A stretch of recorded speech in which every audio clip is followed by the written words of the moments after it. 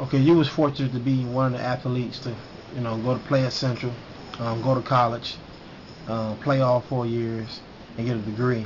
As you know, many great athletes has come from Central, came through Central, and has not made it even through college.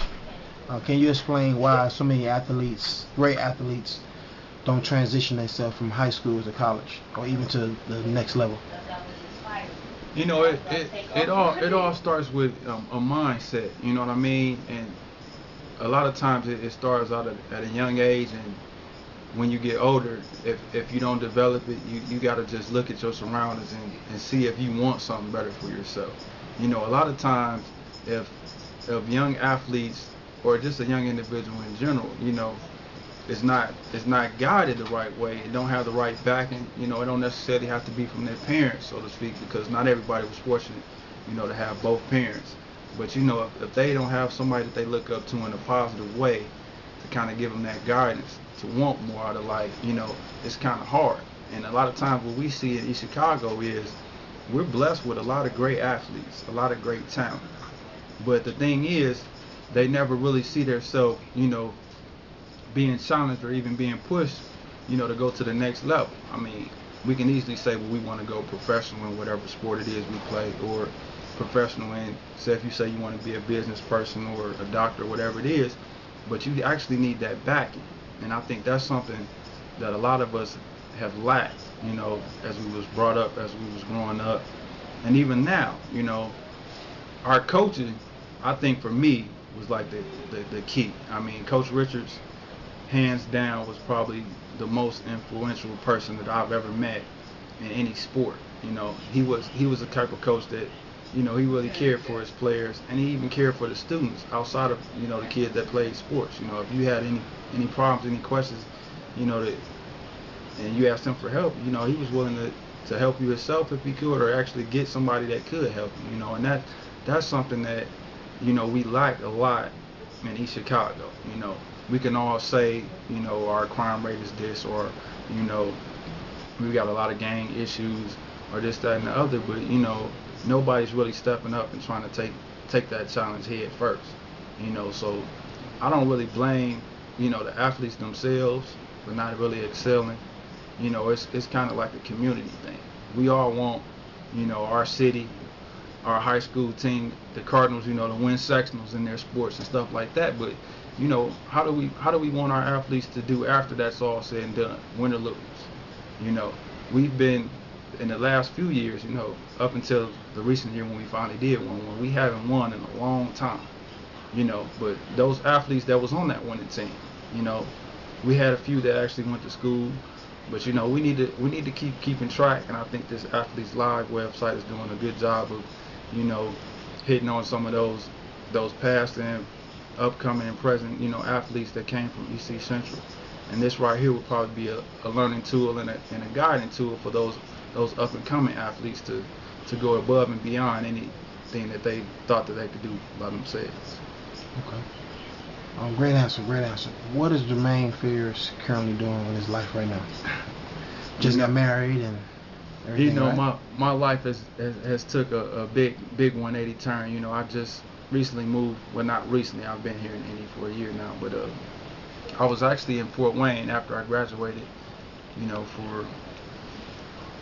For about 5 years, up until last year. I've jumped around from job to job, just trying to find something that, better suited my abilities as far as, a business person. I went from, being a supervisor at Best Buy to being a supervisor in a factory that did a lot of GM and Ford parts. The economy kind of took a toll on everybody as far as the factory went. Our factory ended up shutting down, and that kind of, caused everybody to lose their job. So that's actually what brought me here to Indy, and I just decided to do something totally different and off the wall. But actually, believe it or not, it's actually good. I'm actually a manager at McDonald's now. And a lot of people that's here in Indy have seen me and probably are shocked, like, what is this dude doing at McDonald's? But, it's actually a really good job, man. And it actually pays me pretty good, too. But it's a learning experience. And what I'm getting out of it is McDonald's is the type of company that doesn't mind investing in people that are willing, you know, to excel in what they're doing. And what I mean by that is, I'm not just working at McDonald's to get a paycheck. You know, I'm working at McDonald's to get as much information and the proper guidance towards getting my own franchise. You know what I mean? I'm not just trying to flip burgers and just manage, you know, high school kids on their first job they ever had, but I'm actually looking, you know, be my own boss. So that's what I'm doing now, you know what I mean? And I really can't complain much, you know what I mean? I actually love the job I'm doing. It's fast food, you know, it's up and down, it's crazy. So if you see me in Indy, go ahead and come over there and get a Big Mac sandwich. So what's the timetable for you owning your own franchise?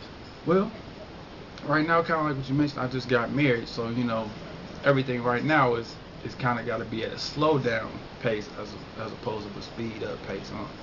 I can't really go so much for my own individual goals right now. It's more so what's best for me and my family. And my wife, she's actually in food too, believe it or not. She's a manager at a Fazoli's Italian restaurant, so we've got the food industry covered. But right now, I would probably say somewhere in the near 5 to 10 year mark, I would start really, you know, looking towards investing and doing something as far as my own franchise. You know, it's a whole lot of money that's got to be involved, so I got to do a lot of saving first. But that's the timetable I'm kind of giving myself. And right now, you know, I gotta spend a little quality time with the wife. So. Gotcha. Yeah. Gotcha. What is one motto that Jermaine Fears always live by? Well, you know, my main motto is, you know what I mean, it's as simple as you hear every day, you know, treat other people like you want to be treated. You know, I've had my fair share of good times, I've had my fair share of bad times. But one thing, if anybody knows me, knows that, you know, I don't have very many enemies that I know of. You know, I'm pretty good to get along with. I'm pretty straightforward, you know what I mean? You know, I'll lie for you before I lie to you, unless you really twist me the wrong way. But no, I'm joking. But that's the main key, man. You know, treating people, you know, the way you want to be treated, you know, and, you know, live above and beyond your potential. Okay. You got some jerseys behind you. Oh yeah. For your former team, right? Yeah, not my former team, you know.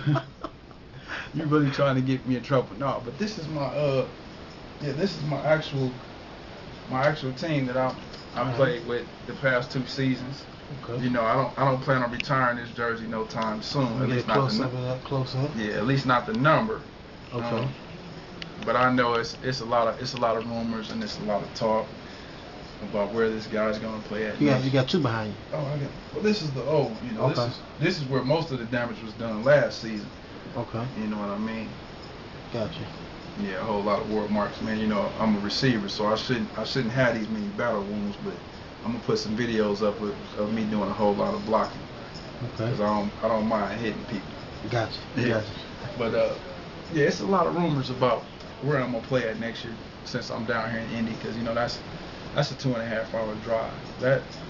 That to me, man, you know, it's more so my dedication to the team, you know, the players, because we got a family-oriented environment, and that's something that I've learned through my college years. You know, if you're in an environment that's family-oriented, you know, everybody gels together, you know, you got that link, that circle that can't be broken. It's kind of hard to stray away. You know, I'm reminded every day when I get a phone call or a text message or a message on Facebook saying, man, why are you making that drive? You know, 2.5 hours. You can play for a team in Indy. You can play for your quarterback that's in Indy.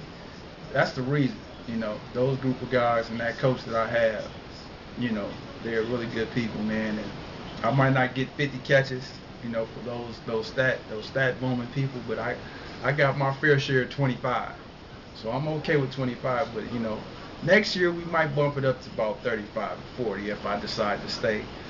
But if I don't, you know what I mean, wherever I go, that's one of the key things I'll be looking for is, you know, the type of individual people that's on the team that's not all about themselves. And let me say that again, the individual people that's not about all themselves, which I mean not just an individual, but you know, what they can bring to a team and, you know, gel together. Because, you know, you can have a bunch of individuals on the team that's great with talent, but, you know, it takes everybody to win the game. You know, one person can't really win a game. One person can make a play or two, but you know, it takes everybody. Somebody's all gotta, you know, do their share on that field.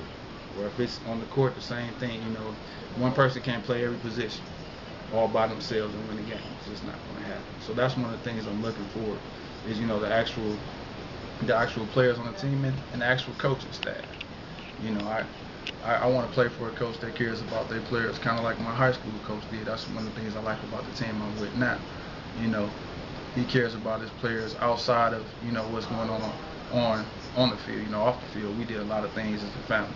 You know, a lot of us are married, a lot of us have kids. You know, we've done things, you know, that kind of get our mind off football and just enjoy those things, because that's a lot of time that you spend away from your family on those days of practice, those Saturday nights. You know, you could definitely be with your family. So that's one of the things I'm looking for before I officially make a decision if I'm going to stay or if I'm going to actually, you know, play somewhere here in Indy. All right, Jermaine, I want to thank you, man, for joining us. It's been a great opportunity to talk to you and get your experiences, man. And I look forward for doing some more opportunities with you in the future. My pleasure. All right, so this is Jermaine Fears. He'll be playing next season in the city of Indianapolis. If not, he'll be in Fort Wayne. But no, thanks, man. This is Athletes Lives Network. Once an athlete, always an athlete. Thank you for watching Athletes Lives Network exclusive interviews.